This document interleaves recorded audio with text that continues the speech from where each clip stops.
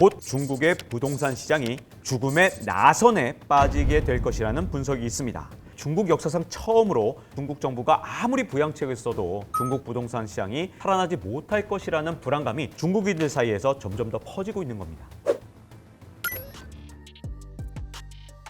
여러분, 전 세계에서 내 집 마련하기 가장 어려운 도시 1위가 과연 어딜까요? 뉴욕, 런던 이런 데 생각하신 분, 서울 생각하신 분도 계시겠지만 전 세계 1위로 내 집 마련하기 어려운 곳은 중국의 상하이입니다. 중국에서는요, 무려 50년 동안 한 푼도 쓰지 않고 돈을 모아야 상하이에서 집을 살 수 있다고 하는데요. 글로벌 데이터베이스 웹사이트 넘뷰에서 PIR 수치에 따라 매겨진 순위거든요. PIR이라는 건 가구 소득 대비 주택 가격 비율로 주택을 사기 위해 가구 소득을 모아야 하는 기간을 수치로 표현한 거거든요. 우리나라 집값이 그렇게 비싸다 하잖아요. 그런데 우리나라의 서울은 이 가운데 20이거든요. 27.7년 동안 한 푼도 쓰지 않고 일해야 집을 살 수 있다고 합니다. 그런데 상하이가 50년이니까 진짜 엄청나게 집값이 비쌌는데 그 상하이에서 주택 매물이 엄청나게 나오고 있다고 합니다.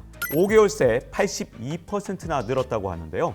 이게 점점 집값 하락으로 이어지고 있고 곧 중국의 부동산 시장이 죽음의 나선에 빠지게 될 것이라는 분석이 있습니다. 최근에 이 분석이 힘을 얻고 있는 데는 이유가 다 있죠. 중국의 최대 부동산 기업인 완다그룹이 최근 디폴트 위기를 맞았었고 그전에는 헝다그룹도 102조 원의 손실을 봤다고 합니다. 그렇다면 그 잘 나가던 중국 부동산 시장이 어쩌다가 이렇게 어려워진 걸까요? 여기에 대해서 제가 차근차근 풀어서 설명을 해드리도록 하겠습니다. 자, 일단 지금 중국의 경제는 사정이 정말 좋지가 않습니다. 지난 회차에서도 설명을 드렸었는데 사실 중국의 성장 동력은 이미 2008년에 글로벌 금융위기 때 상실할 때도 과언이 아닙니다. 특히 2010년대 초반에는 중국이 중진국 함정에 빠질 뻔했던 위기도 있었는데요. 중진국 함정이라는 게 개도국이 경제발전 초기에는 순조롭게 성장을 하다가 중간 어느 순간에선가 선진국과 후진국 사이에 중진국이 되고 나서 성장이 장기간 멈춰버리는 현상을 뜻합니다. 중국은 이 중진국 함정에 빠지지 않기 위해서 두 가지 방법을 썼는데요. 첫 번째는 지난번에 말씀드렸던 천문학적 빚, 그리고 두 번째가 부동산이었습니다. 특히 부동산이 중국 경제에서 정말 엄청난 역할을 했는데요. 그 이유가 도대체 무엇인지 두 가지 이유를 꼽을 수 있습니다. 첫 번째 이유는요, 부동산이 그 자체로 엄청난 경기 부양 효과를 갖고 있거든요.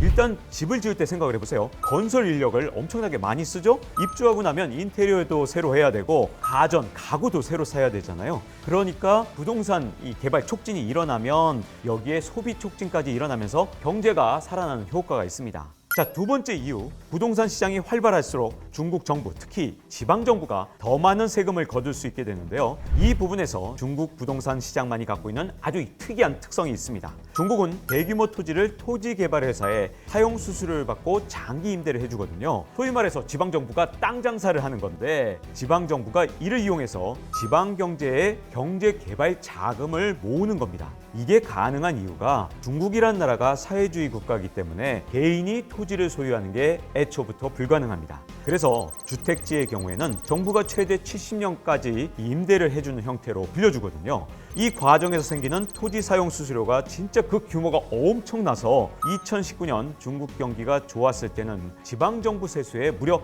40%를 차지할 정도로 진짜 엄청났습니다. 지방정부가 이렇게 번 돈으로 대규모 설비 투자를 지원하거나 아니면 민간 기업에 보조금을 지급하는 등 그리고 각종 인프라 투자를 하면서 중국 경제 성장을 이끌어왔던 겁니다. 이렇게 집값이 오를수록 세수가 올라서 그리고 이 과정에서 중국은 경제 성장까지 할 수 있으니까 중국 정부가 집값 폭등을 방치해왔던 거죠.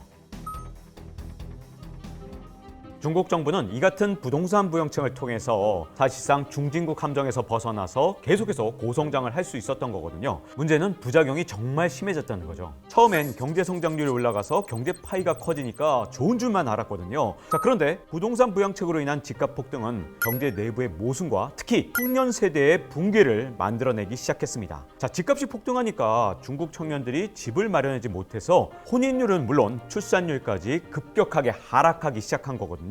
자, 우리나라에도 기혼족이 있잖아요. 중국에는 공혼족이 급격하게 늘고 있습니다. 한마디로 결혼이 공포스럽다 이런 뜻인데 실제 수치를 보면요, 중국에서 처음으로 결혼한 수가 2013년에 약 1200만 쌍이었거든요. 그런데 이게 지난해에는 700만 쌍으로 급격하게 감소한 겁니다. 생각해보세요. 이 앞서 말씀드린 대로 PIR 지수가 우리나라는 상하이의 절반밖에 안 되는데도 집값이 너무 비싸서 결혼을 미루는 분들이 정말 많잖아요. 그런데 상하이는 오죽하겠습니까? 근데 옛날부터 중국에서는 이 인구수가 곧 국력으로 여겨졌던 때가 있었죠. 시진핑 주석은 인구수 하락을 막기 위해서 2021년 강력한 부동산 규제를 시작합니다. 그런데 이때 시작한 규제가 부동산 시장에서 폭풍이 돼서 돌아왔습니다.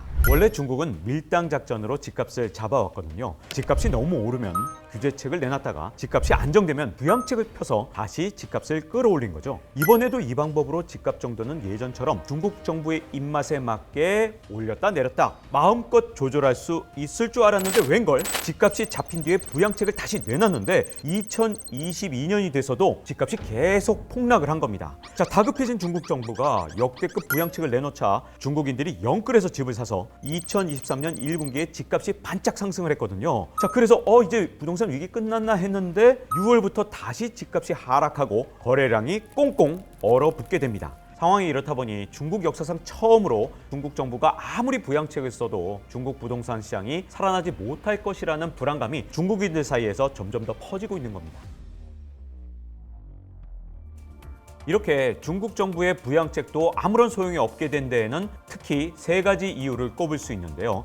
첫 번째가 성장률 저하, 그리고 두 번째가 대도시 인구 감소, 세 번째는 청년 세대 소득 기반이 붕괴됐고 또 부의 축적 수단마저 사라졌다는 점입니다. 자, 중국 내 청년 실업률이 계속해서 역대 최고치를 갱신하고 있죠. 지난 6월 21.3%를 기록했습니다. 자, 기성세대는 과거에 집값 폭등과 함께 부를 쌓을 기회가 얼마든지 있었는데 중국 청년들은 지금 취업도 안 되는 상황이다 보니까 이 기회조차 가지지 못한 거죠. 중국 부동산 시장이 회복되지 못할 경우 이 중국 내 수많은 빈집도 정말 큰 골칫거리가 되어버릴 수밖에 없는데요. 미국의 CNN 방송의 추정치에 따르면 중국 내 빈집 수가 무려 1억 채에 달할 것이다. 이런 통계가 나왔었는데 자, 중국 정부는 정작 빈집 수 통계를 절대 내지 않고 있고 이 CNN 보도에 대해서 반박도 하지 못하고 있기 때문에 이 숫자가 100% 확실하진 않지만 중국의 빈집이 정말 많다는 건 익히 알려진 사실입니다. 그만큼 투기 세력이 너무나도 많은 집을 사놓고만 있기 때문인데요. 자, 지금까지는